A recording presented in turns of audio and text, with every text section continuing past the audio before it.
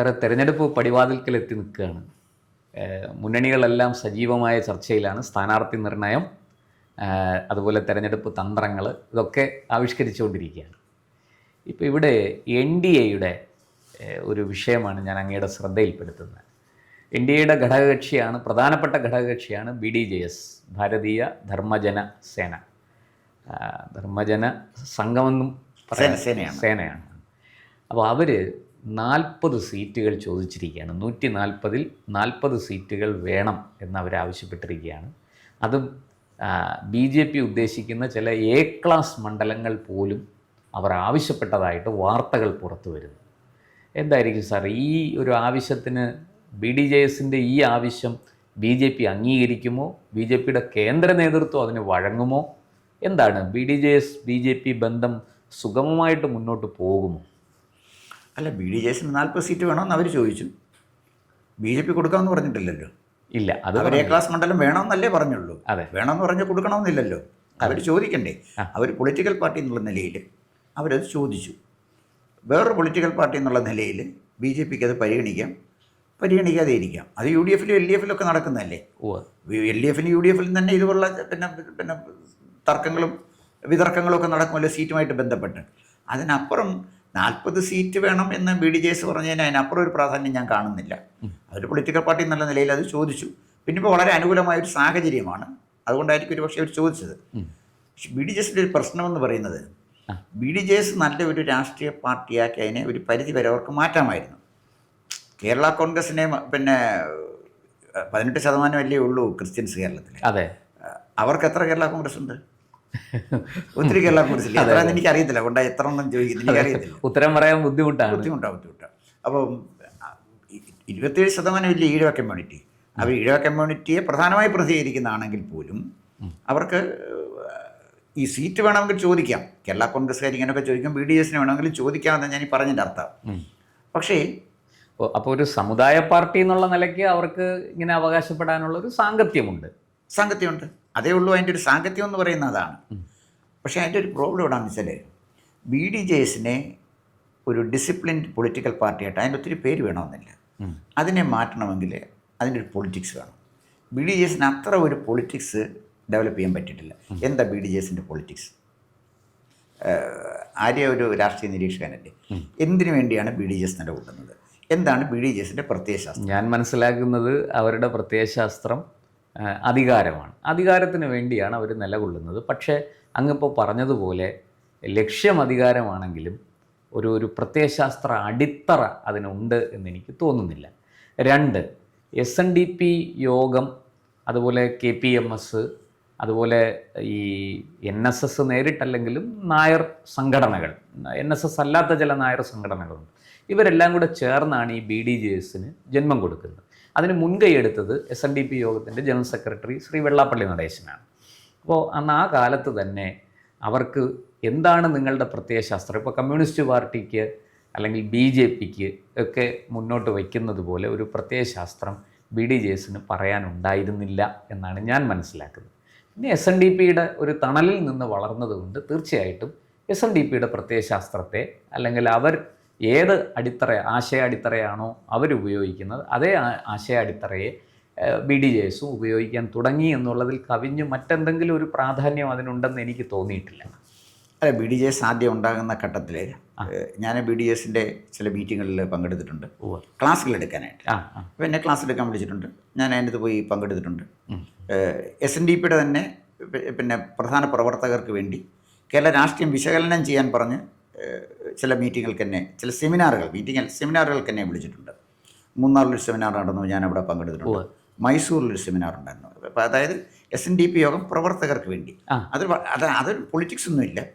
ഈ മാറുന്ന രാഷ്ട്രീയത്തിൽ ശ്രീനാരായണ ധർമ്മ പരിപാലനത്തിന് എന്ത് പങ്ക് നിർവഹിക്കാൻ കഴിയും, എങ്ങോട്ടാണ് കേരള രാഷ്ട്രീയം പോകുന്നത്, അപ്പം അവർ സ്വീകരിക്കേണ്ട നിലപാട്, അതിനെക്കുറിച്ചുള്ള നമ്മുടെ അഭിപ്രായം, അതവർക്ക് സ്വീകരിക്കാമോ സ്വീകരിക്കാതിരിക്കാനോ പോകും, അതവരുടെ കാര്യം. പക്ഷേ എങ്കിലും എന്നെ വിളിച്ചിട്ടുണ്ട്. ഞാനത് പറഞ്ഞത് വ്യത്യസ്തമായൊരു സമുദായത്തിൽപ്പെട്ട ഒരാളിനെ വിളിച്ച് ആ ആളുടെ അഭിപ്രായം അവർ ആരായുമായിരുന്നു. എന്നോടൊപ്പം ആ ഘട്ടത്തിൽ അഡ്വക്കേറ്റ് ജയശങ്കർ ക്ലാസ് എടുക്കാൻ വന്നിട്ടുണ്ട് മൈസൂർ. അദ്ദേഹത്തിൻ്റെ ക്ലാസ് രാവിലെ, എൻ്റെ ക്ലാസ് വൈകുന്നേരമായിരുന്നു.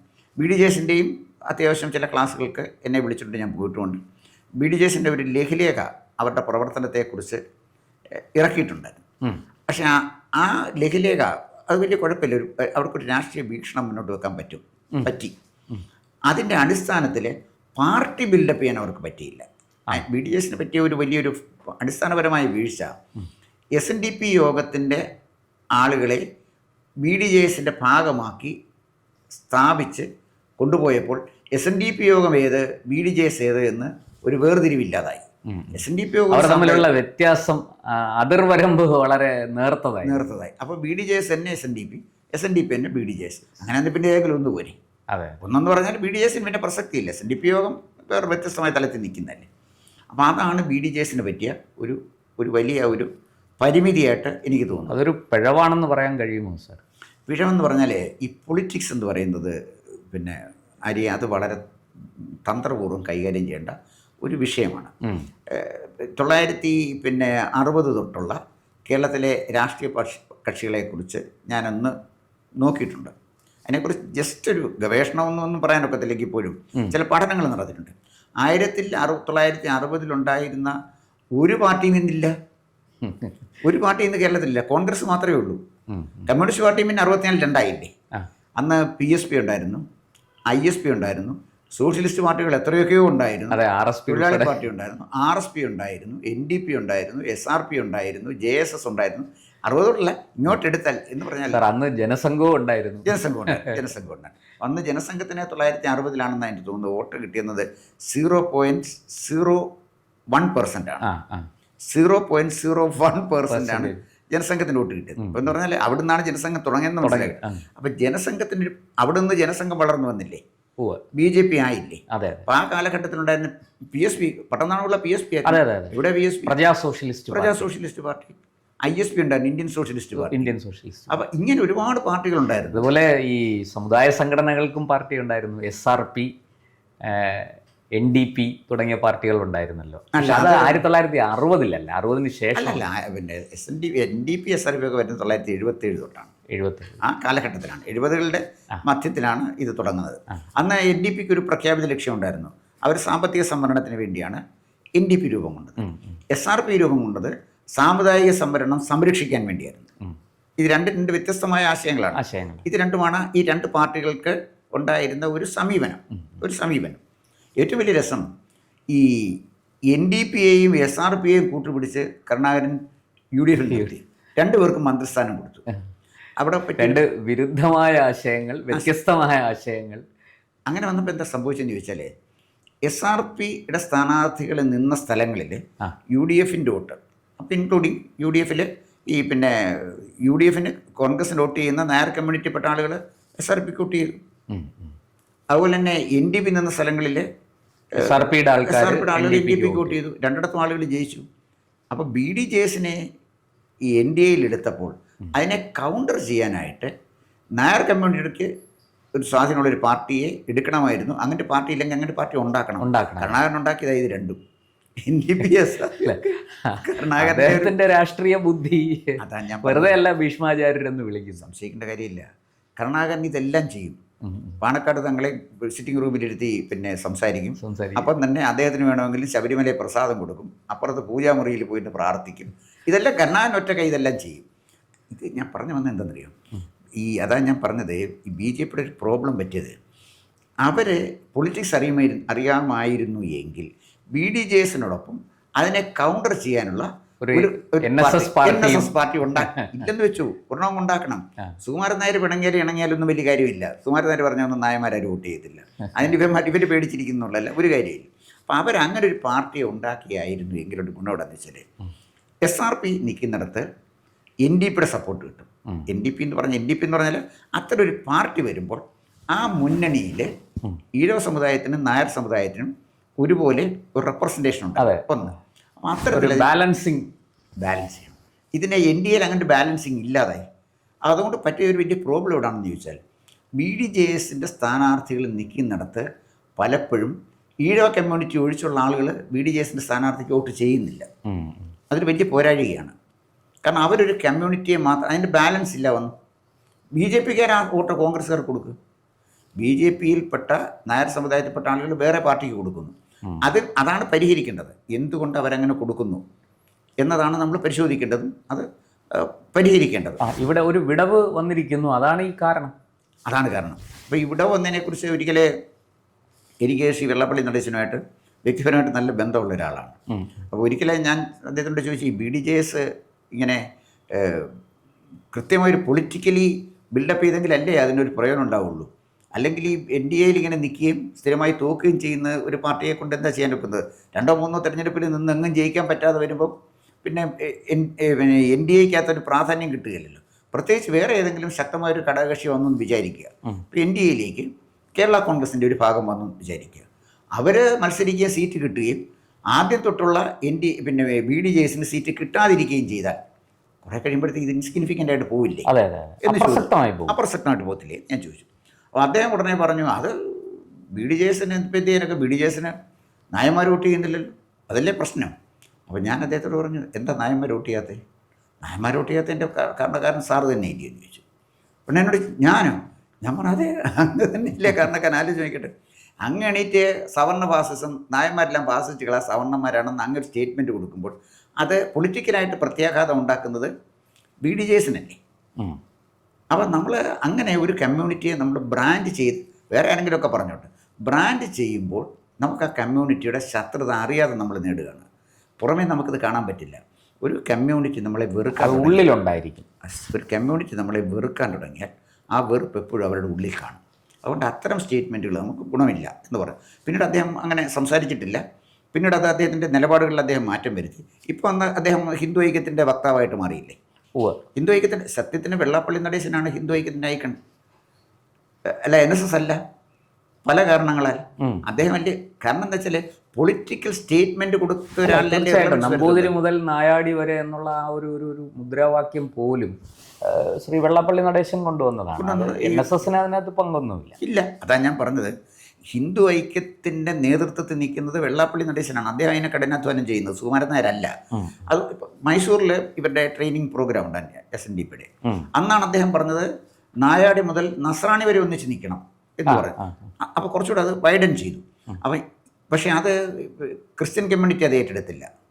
അവരതിൽ വീണില്ല. അതിനകത്ത് വീണില്ല എന്ന് പറഞ്ഞാൽ അവർക്ക് അവരുടേതായ താല്പര്യങ്ങളാണ്. വിശാലമായ സഭയുടെ രാഷ്ട്രീയമാണ്. സഭയുടെ രാഷ്ട്രീയം, അവർക്ക് ക്രിസ്ത്യാനിയുടെ രാഷ്ട്രീയമല്ല.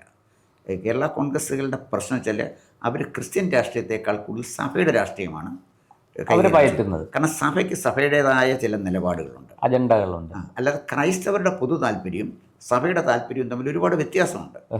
സഭയുടെ താല്പര്യം എടുക്കുന്നത് ഇപ്പം സീറോ മലബാർ സഭയ്ക്ക് പിന്നെ മർത്തോമ സഭയുടെ കാര്യത്തിൽ താല്പര്യമില്ല. എന്തിനാണ് മർത്തോമ സഭയെ അവർ താല്പര്യപ്പെടുന്നത്? ഓർത്തഡോക്സുകാർക്ക് അവർക്ക് പിന്നെ സീറോ മലബാർ സഭയുടെ കാര്യത്തിൽ താല്പര്യമുണ്ടോ? ഒന്നുമില്ല. ഇവരൊക്കെ ക്രൈസ്തവരെന്ന് പൊതുവേ പറയുമെങ്കിലും ഒരുപാട് ശക്തമായ അനൈക്യം ക്രൈസ്തവ സഭയിലുണ്ട്. അതേസമയം അത്രയും വലിയ അനൈക്യം ഹിന്ദുക്കളുടെ ഇടയിലില്ല.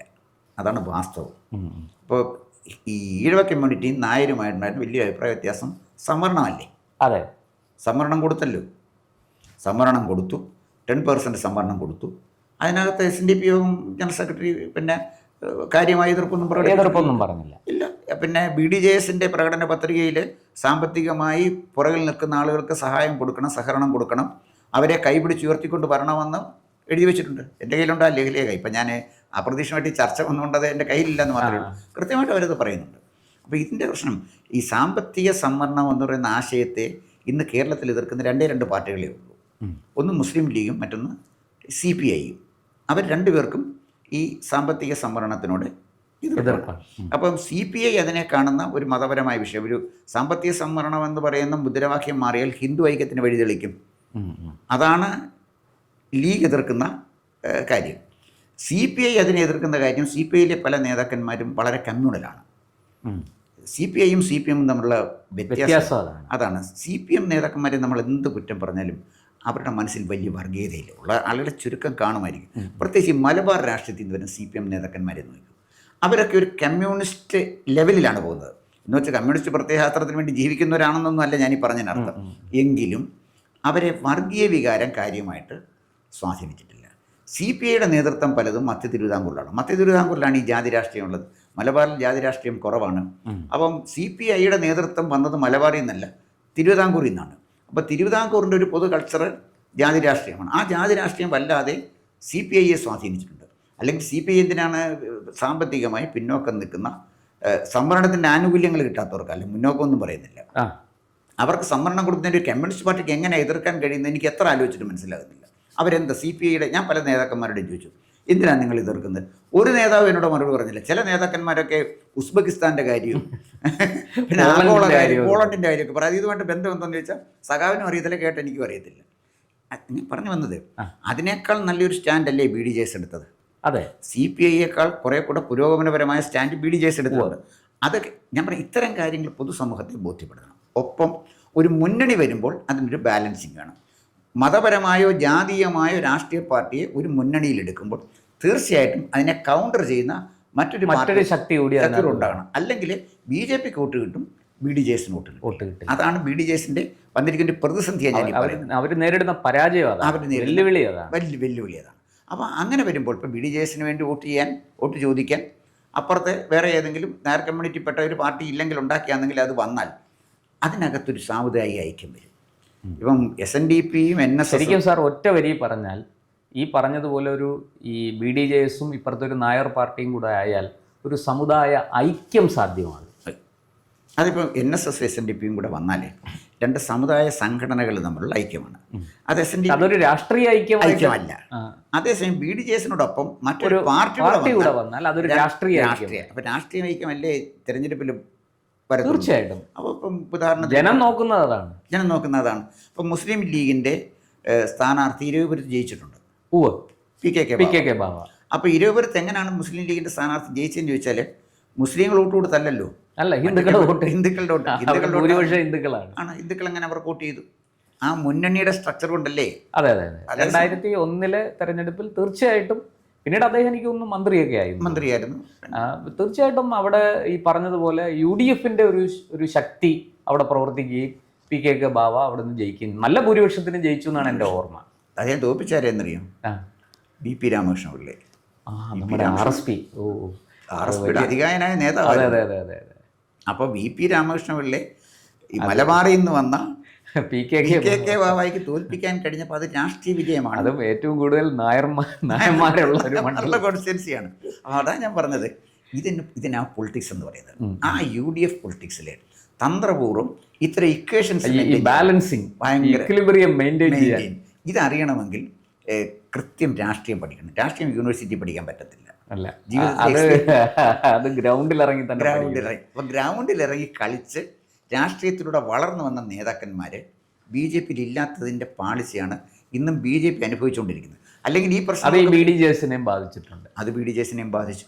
അതാണ് ഞാൻ പറഞ്ഞത്, BDJSനെ അത്തരത്തിലേക്ക് കൊണ്ടുപോയി വളർത്തിയെടുക്കാൻ നിർഭാഗ്യവശാൽ BDJSന്റെ നേതൃത്വത്തിന് കഴിഞ്ഞില്ല. പിന്നെ BDJSന്റെ പ്രസിഡന്റ് എന്ന് പറയുന്നത് തുഷാർ വെള്ളാപ്പള്ളി തന്നെ SNDP യോഗത്തിൻ്റെ വൈസ് പ്രസിഡന്റാണ്.